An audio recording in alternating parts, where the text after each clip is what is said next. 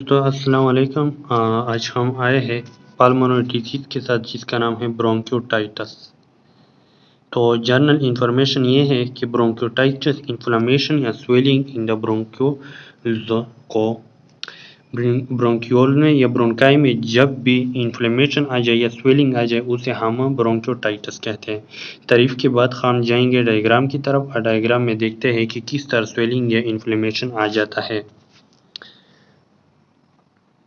तो डिफिनीशन ये है ब्रोंकियोटाइटिस इन इन्फ्लेमेशन। ब्रोंकियोटाइटिस इन्फ्लेमेशन है। इन्फ्लेमेशन में हमारे साथ चार चीज़ें होते हैं। स्वेलिंग होता है, रेडनेस होता है, वहाँ पर पेन होता है एंड स्वेलिंग मतलब वहाँ पर रेड ब्लड सेल रेडनेस हो जाता है। ठीक है, तो ये चीज़ें जब भी एक चीज़ में आ जाए तो उसे इन्फ्लेमेशन कहते हैं। स्वेलिंग अपने नॉर्मल जो इसकी साइज है उससे ज़्यादा होने को हम स्वेलिंग कहते हैं। अब द ब्रोंक्यूल्स ट्यूब, जो ब्रोंक्यूल की ट्यूब है जिसे हम ब्रोंकाई कहते हैं, अब ये ब्रोंक्यूल कहाँ पर होता है? The airway, air pass between the nose and the lung. For example ये इंसान की नोज है, अब यहाँ से जितना भी रास्ता है लंग तक कुछ इस तरह का होता है। लंग तक यहाँ पर जब स्वेलिंग आ जाए, ये सारा जिस्म जितना भी यहाँ तक है, यहाँ पर जब स्वेलिंग आ जाए या इन्फ्लेमेशन आ जाए उसे हम ब्रोंकियोटाइटिस कहते हैं। More specifically, bronchiolitis is when the lining of the bronchiole tube become inflamed and infected. इससे ज़्यादा तारीफ आसान ये है कि ब्रोंकियोटाइटिस वो चीज़ होती है जो कि इसकी लाइनिंग जो होती है ब्रोंकियोल का या ब्रोंकाई का वो इन्फ्लेमेट हो जाता है या इन्फेक्ट हो जाता है। अब देखते हैं डायग्राम में कि किस तरह इन्फ्लेमेट होता है और किस तरह ये। यहाँ पर देख लो, ये हमारे साथ एक नॉर्मल है। ये देख लो, ये नॉर्मल है जो कि मैं बता दूंगा उसको, और ये इन्फ्लेमेट है।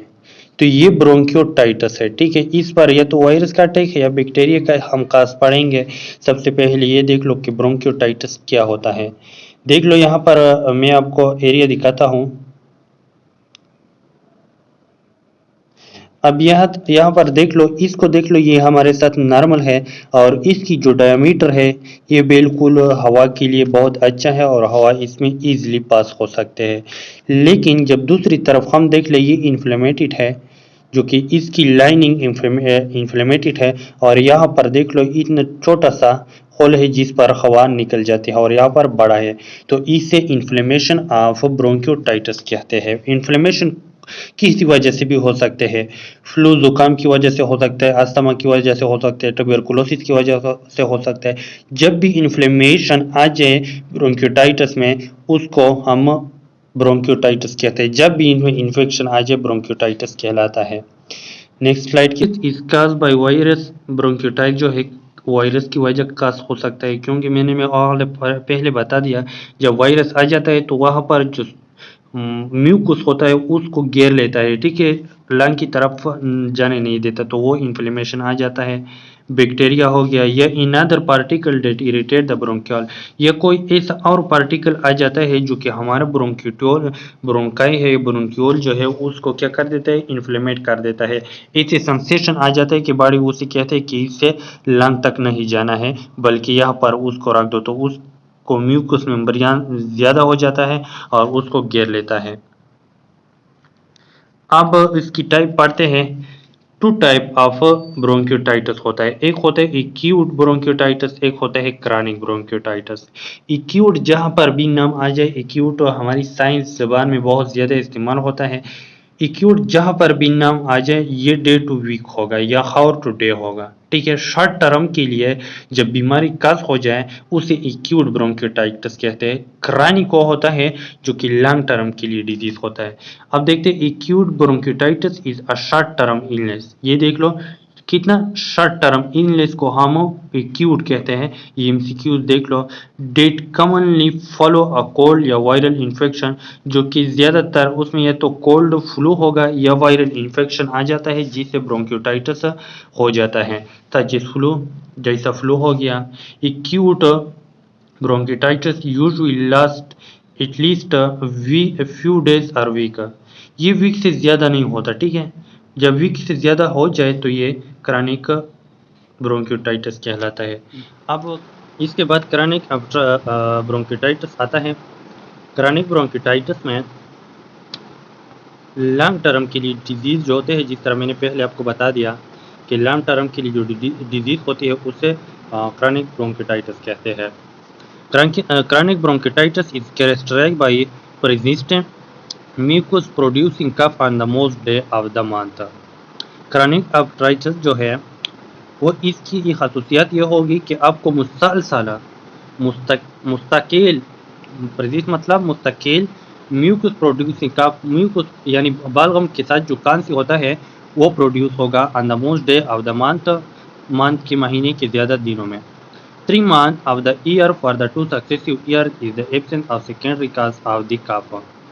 3 months से लेकर 2 ईयर तक जो है हमारे साथ ब्रोंकियोटाइटिस हो सकता है, ठीक है। यानी उसकी जो टाइम है 3 मंथ से लेकर 2 सक्सेसिव ईयर जो है वह तक हो सकता है in the accent of secondary cause of the cough, यानी दूसरी जो कफ की गैर मौजूदगी में। किस तरह, फॉर एग्जांपल आपको जब लंग डिजीज हो जाए तो म्यूकस प्रोड्यूस होता है, आप इसके बजाय आपको मुस्तकिल 3 मंथ से लेकर 2 ईयर तक ये क्रॉनिक ब्रोंकिटाइटिस हो सकता है, ठीक है। यानी कफ मुस्तकिल आ सकता है, तो इसे हम क्रॉनिक ब्रोंकिटाइटिस कहते हैं। ब्रोंकिटाइटिस किस वजह से हो सकता है उसके बारे में हम बात करते हैं। ज़्यादा से ज़्यादा ब्रोंकिटाइटिस जो होता है ये लंग डिजीज होता है, वो स्मोकर की वजह से होता है जो सिगरेट पीता है। People who has expose to a lot of the secondary smoker, या वो लोग जो खुद सिगरेट नहीं पीते लेकिन ऐसे लोगों के साथ बैठते हैं जो कि खुद सिगरेट पीते हैं, जैसे कि दोस्त हो गए। दोस्त, आप खुद सिगरेट नहीं पीते लेकिन आपकी दोस्त सिगरेट पीते हैं तो आपको लंग डिजीज या ये ब्रोंकिटाइटिस हो सकता है। आपकी फादर पीता है, आपकी बड़ा भाई पीता है, फ्रेंड पीता है या कोई और रिश्तेदार पीता है जिसके साथ आपका उठना बैठना हो तो आपको ये ब्रोंकिटाइटिस हो सकता है, और भी लंग डिजीज हो सकता है। People with weak immune system, वो लोग जिसकी इम्यून सिस्टम हो वीक हो, कमज़ोर हो। जब भी कमज़ोर होगा तो आपको ब्रोंकिटाइटिस हो सकता है और रिस्क ज़्यादा है। The Elder and in fact, Elder में जब इम्यून सिस्टम कमज़ोर होता है एंड इनफेक्ट में भी इम्यून सिस्टम कमज़ोर होता है जिसकी वजह से ये उसको हो सकता है। People with gastroesophageal reflex disease, वो पीपल जिसको गैस्ट्रोएसोफेगल रिफ्लेक्स की डिजीज हो, मतलब गैस्ट्रोएसोफेगल डाइजेस्टिव सिस्टम के साथ इन्वॉल्व है जिसकी वो डिजीज होता है, लेकिन तब भी ये इसमें हो सकता है, ठीक है।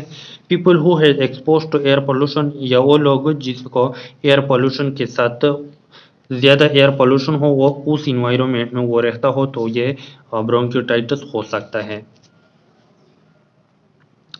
अब आपको अगर ब्रोंकियोटाइटिस हो जाए तो आप किस तरह पहचानेंगे, साइन एंड सिम्टम इसका क्या होंगे। इन्फ्लेमेशन और स्वेलिंग ऑफ द ब्रोंकियोटाइटिस, सबसे पहले इन्फ्लेमेशन होगा या स्वेलिंग होगा ब्रोंकियोटाइटिस। तारीफ में भी हमने ये पढ़ा था कि किस तरह इन्फ्लेमेशन होता है, किस तरह स्वेलिंग होता है। कोफिंग, कोफिंग तो हर पल्मोनरी डिजीज में होता है, जिसका भी लंग डिजीज है कोफिंग होता है। प्रोड्यूस ऑफ क्लियर शिफाफ क्लियर म्यूकस हो प्रोड्यूस होगा।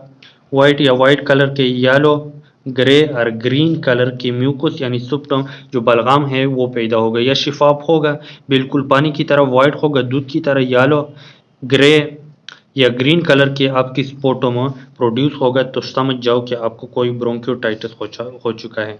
शॉर्टनेस ऑफ ब्रीथिंग, आपको सांस लेने में दुश्वारी होगी क्योंकि वहाँ पर जो एरिया था जो कि नॉर्मल में एंड इन्फेक्टेड में एरिया जो था वो कम था, तो इसी वजह से आपको ज़्यादा ऑक्सीजन लेने में दुश्वारी होती है, वहाँ पर जा नहीं सकता, ज़्यादा ऑक्सीजन पास नहीं होता। स्वीजिंग, आवाज़ निकालेंगे, और जब आप सांस लेते हो तो एक आवाज़ आ जाता है तो उससे हम स्वीजिंग कहते हैं। फिटीगी, थकावट होगा, ज़्यादा ऑक्सीजन नहीं मिलेगा तो आपको थकावट तो होगा। फेवर एंड चील, फेवर एंड चील हमारे साथ इन्फ्लेमेशन में हमेशा आ जाता है। फेवर और चील ये दोनों एक चीज़ है, सर्दी और बुखार आपको आ जाएगा। चेस्ट पेन एंड डिस्कम्फर्ट, जब ज़्यादा ब्रोंकियोटाइटिस हो तो आपको चेस्ट पेन एंड डिस्कम्फर्ट आप बेचैन होंगे। ब्लॉक्ड आर्नारी एयरवे, या तो आपकी नोज ब्लॉक होगा, बिल्कुल सांस नहीं ले पाओगे। आर्रानी एयरवे, या उससे जो क्या कहते हैं, जुकाम की तरह जो पानी बहता है उस तरह नोज आपकी रानी नोज होगा। तो ये ब्रोंकियोटाइटिस की अलामत है, इससे आप पहचान सकते हो। अब हम डायग्नोस्टिक इवैल्यूएशन किस तरह करेंगे, हम इस उसको किस तरह पता लगाएंगे कि इसको ब्रोंकियोटाइटिस है। सबसे पहले हमने उसकी हेल्थ हिस्ट्री मालूम करना है। हेल्थ हिस्ट्री का मतलब ये है कि कोई आपको पहले ब्रोंकियोटाइटिस तो नहीं हो चुका था, कोई फ्लू, कोई टीबी, अस्थमा ये हो चुका है या नहीं, यानी हिस्ट्री में पास्ट में कोई हो चुका है या नहीं। फिजिकल एग्जामिनेशन, हमने उसको जो साउंड होगा वो डिटेक्ट करना है, पल्पेशन करना है, वहाँ पर ऑब्जर्वेशन करना है, स्टार्टनेस ऑफ ब्रीदिंग, ये जितने भी फिजिकल एग्जामिनेशन है ये करना है। चेस्ट एक्सरे, चेस्ट एक्सरे में हमें ये ब्लैक सा ब्रोंकिटाइटिस के दरमियान ब्लैक ज़्यादा होता है नॉर्मल में, लेकिन जब ये हो जाता है तो ब्लैक कम हो जाता है, वाइट आ जाता है। स्पुटम कल्चर, आपने उसकी स्पुटम की कल्चर करना है कि कौन सा डिजीज में हो सकता है। पीएफटी यानी पल्मोनरी फंक्शनल टेस्ट, ये करना है। ये तो हर डिजीज के लिए होता है, जितनी भी लंग डिजीज है उसमें पल्मोनरी फंक्शन टेस्ट होता है। स्पेक्ट्रोमीटर एक्सरसाइज, स्पेक्ट्रोमीटर एक्सरसाइज एक ऐसे एक्सरसाइज होते हैं, आपके मुंह में एक पाइप देता है और आपको कहते हैं कि उसमें पोंको, तो वो पोंगने से वहां पर एक वेव बन जाता है जिसे स्पेक्ट्रोमीटर एक्सरसाइज कहते हैं, और आपको वो करवा देता है। ब्रोंकोस्कोपी या ब्रोंकोस्कोपी मतलब जो ब्रोंकाई है उसकी एग्जामिनेशन करते हैं थ्रू दी कैमरा, या कोई और मेथड के जरिए उसकी जो ब्रोंकाई है उसकी स्कोपी करते हैं, उससे देखते हैं, कैमरे के जरिए यूजुअली होता है। फार्माकोलॉजिकल मैनेजमेंट, फार्माकोलॉजिकल मैनेजमेंट में ये दो चीज़ों से होता है, नॉन फार्माकोलॉजिकल में भी एंड फार्माकोलॉजिकल में भी। नॉन फार्माकोलॉजिकल का मतलब ये है कि कोई दवाई इस्तेमाल नहीं करता है, इन फार्माकोलॉजिकल ये मैनेजमेंट में हम ये दवाई इस्तेमाल करेंगे। सबसे पहले एंटीबायोटिक देंगे बैक्टीरिया के लिए, ठीक है। These are effective for bacterial infection, जब भी आपको बैक्टीरियल इन्फेक्शन होगा तो आपको एंटीबॉडी दे देता है, जो वहाँ पर बैक्टीरिया था उससे मरवा देता है, but not for viral infection, क्योंकि एंटीवायरल वायरल के लिए होता है, वायरस के लिए होता है, ये वायरस पर काम नहीं करता है एंटीबायोटिक। दे में आल्सो प्रिवेंट सेकेंडरी इन्फेक्शन, ये एंटीबॉडी अगर वो ब्रोंकिटाइटिस को ना भी ना भी रोक ले, लेकिन जो सेकेंडरी इन्फेक्शन होगा आपको उससे ये ख़त्म कर सकते हैं। फॉर एग्जांपल आपने ब्रोंकिटाइटिस के लिए एंटीबॉडी ले ली, अब एंटीबायोटिक जो है ब्रोंकिटाइटिस में बैक्टीरिया का कोई रोल नहीं है, वो वायरस की वजह से हुआ है, लेकिन ये एंटीबॉडी जो तुम्हारे जिस्म में कोई और बैक्टीरिया ऐसा हो जो कि आपको नुकसान पहुंच जाता है फिर उसे मार देता है, ठीक है। कोफ मेडिसन, कोफ मेडिसन तो आप लोगों ने ज़्यादा से ज़्यादा देखे होंगे। One must be carefully not to be complete suppress the cough, ये जो है ये केयरफुली हम हमारा केयर तो करता है लेकिन सप्रेस जो काफ है उसको मुकम्मल सप्रेस नहीं करता। फॉर एग्जांपल हमने काफ मेडिसिन ले लिया, इसका मकसद ये नहीं होगा कि हमें खांसी नहीं आएगी लेकिन उसमें हेल्प करेगा काम करने में। For it is an important way to bring up mucus and remove irritate from the lung, और ये जो है हमारा म्यूकस जो है लंग पर हो या हमारे ब्रोंकिटाइटिस में उसकी रिमूवल में बहुत ज़्यादा इम्पोर्टेंट रोल अदा करते हैं, या रिमूव इरिटेट फ्रॉम द, और जो इरिटेट मतलब जो उस पर म्यूकस है उसे रिमूव करने में बहुत मदद करते हैं मेडिसन। ब्रोंकियोडाइलेटर, ब्रोंकियोडाइलेटर का मतलब ये है जो ब्रोंकाई है, फॉर एग्जांपल ये ब्रोंकाई है, ये अभी यहाँ पर ये इन्फेक्शन हो चुका है जो कि कोई या बैक्टीरिया वायरस की वजह से म्यूकस ज़्यादा हुआ है। अब इसको ब्रोंकियोटाइटिस को हम ब्रोंकियोडाइलेटर इस तरह करते हैं कि वो इन्फेक्शन होता है लेकिन इसकी जो एरिया है ये एरिया और ये छोटा एरिया ये बड़ा कर देते हैं, ठीक है, तो उससे ब्रोंकियोडाइलेटर कहते हैं। This open the bronchodilator tubes and clear out म्यूटर, इसको ब्रोंकियोल जो है उस ट्यूब को हम ओपन कर देते हैं, फैला देते हैं, in clear out the mucus, और उस म्यूकस को रिमूव कर देते हैं। तो ये फार्माकोलॉजिकल चीज़ है, तो ये देख लो। इसके बाद हम म्यूकोलिटिक, these तीन are loose mucus in the airway make it easier to cough off sputum, ये जो है ये एक ऐसा मेडिसिन होता है जो उसमें म्यूकस होता है, ये तो तीन कर देते हैं, पतला कर देते हैं पानी की तरह, या लूज, वो जो उसके साथ चिपका होता है उसको लूज कर देता है इन द एयरवे में, and make it easier to cough up sputum, और उसको इतना लूज कर देते हैं कि हम स्पुटम के जरिए उसे निकाल देते हैं, जिस तरह का हम कफ कर देते हैं वो स्पुटम निकाल जाते हैं। Anti inflammatory medicine and glucocorticoid steroid, ठीक है, ये एक मेडिसिन है जो कि एंटी इन्फ्लेमेशन मेडिसिन है। एंटी इन्फ्लेमेशन मेडिसिन हम हर चीज़ के लिए यूज़ करते हैं जहाँ पर भी इन्फ्लेमेशन हो, तो वहाँ पर इन्फ्लेमेशन था ब्रोंकियोटाइटिस में, इस वजह से हम एंटी इन्फ्लेमेटरी मेडिसिन को यूज़ करेंगे। या ग्लाइको कर्टिकाइड स्टेराइड, ये स्टेराइड का एक ग्रुप है जो कि हम लंग के लिए यूज़ करते हैं। This are for more present symptom, और ये जो है ऐसे नहीं यूज़ करते जब हमें पुख्ता सबूत आ जाए, पुख्ता सिम्टम आ जाए, इसके बाद हम यूज़ करते हैं। Pulmonary rehabilitation program, pulmonary rehabilitation program से ये मकसद होता है, this include work respiratory to help breathing, ये ऐसा थेरापी होता है जो कि ब्रीथिंग में हमें हेल्प कर देता है, ठीक है।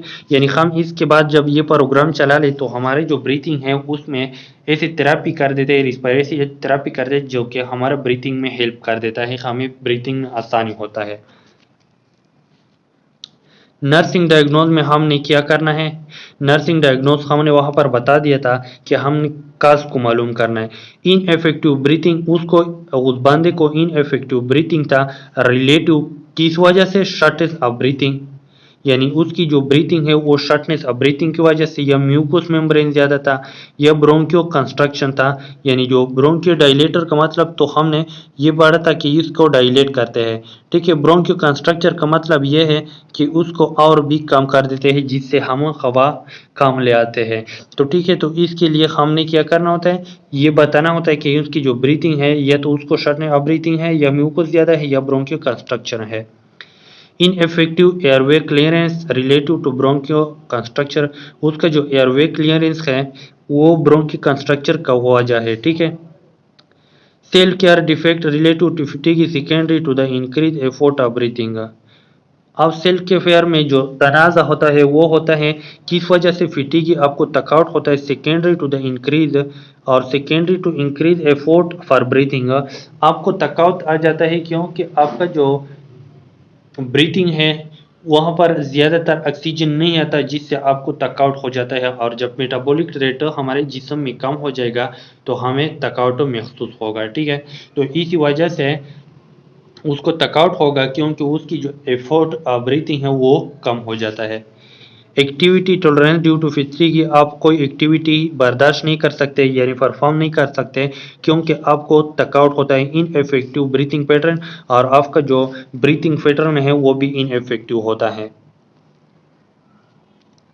नर्सिंग असिस्ट मैनेजमेंट, हमने नर्सिंग मैनेजमेंट में पेशेंट के साथ क्या करना होता है, assist the condition of patient, सबसे पहले हमने कंडीशन ऑफ द पेशेंट देखना है कि उसकी कंडीशन क्या है, शॉर्टनेस ऑफ ब्रीथिंग है, उसको कोई ऑक्सीजन की कमी है या नहीं है, उस पेशेंट को देखेंगे कि उसकी स्किन का कलर किस तरह है।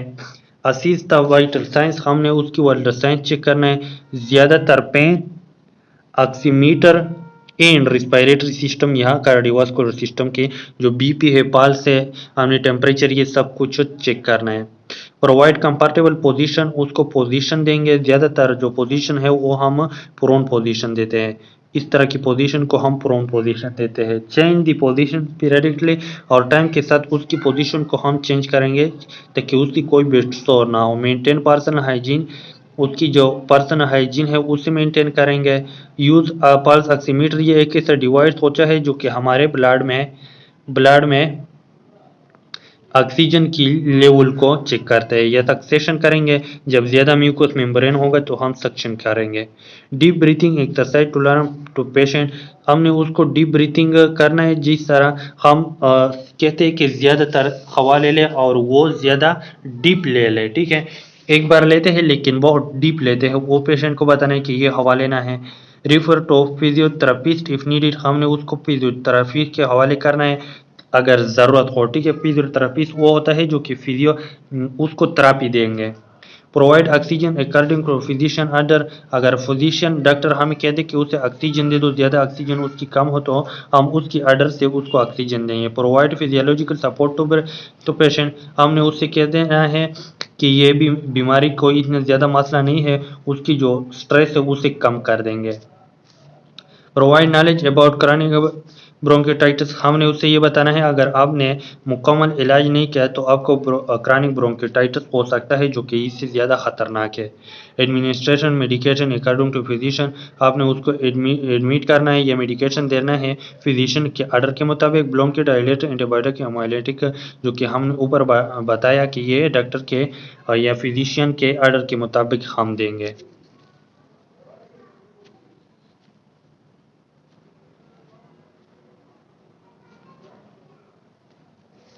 इसके बाद हेल्थ एजुकेशन देंगे। अवॉइड तंबाकू स्मोकर, आपने कोई तंबाकू स्मोकर यानी स्मोक नहीं करना, एक्सप्लोर टू हेयर, और ना कोई ऐसे लोगों के साथ बैठना है जो कि वो स्मोकिंग करते हैं। क्वाइट स्मोकिंग यानी स्मोकिंग को बंद करना है। Avoid people who have the risk cold और फ्लू, उस लोगों के साथ नहीं बैठना है जो कि रिस्क पर होते हैं फ्लू के या कोल्ड के। गेट ईयरली फ्लू वैक्सीन, हर साल आपने वैक्सीन लेना है। Getting pneumonia vaccine for those who are 16 age, आपने हर साल वैक्सीन लेना है या नमोनिया वैक्सीन लेना है हर साल, जो कि या ज़्यादातर 60 ईयर लोग जो है उसके लिए। वॉशिंग है, आपने रोज़ाना वॉशिंग करना है हैंड को। अवॉइड कोल्ड, कोल्ड को ज़्यादा नहीं लेना है। डिम लोकेशन और area with a lot of air pollution, उस एरिया जहाँ पर पोल्यूशन ज़्यादा हो वहाँ पर नहीं रहना है, वहाँ पर अवॉइड कर दो। You wear mask around people who are coughing और स्नीजिंग, उस लोगों के साथ मास्क पहनना है जो कि कफिंग कर रहा है या स्नीजिंग करना है। तो ये था डिटेल के साथ ब्रोंकियोटाइटिस, जो कि बहुत इम्पोर्टेंट और डिजीज़ है, परमोनरी डिजीज़ में से। तो ये था, और थैंक फॉर वॉचिंग।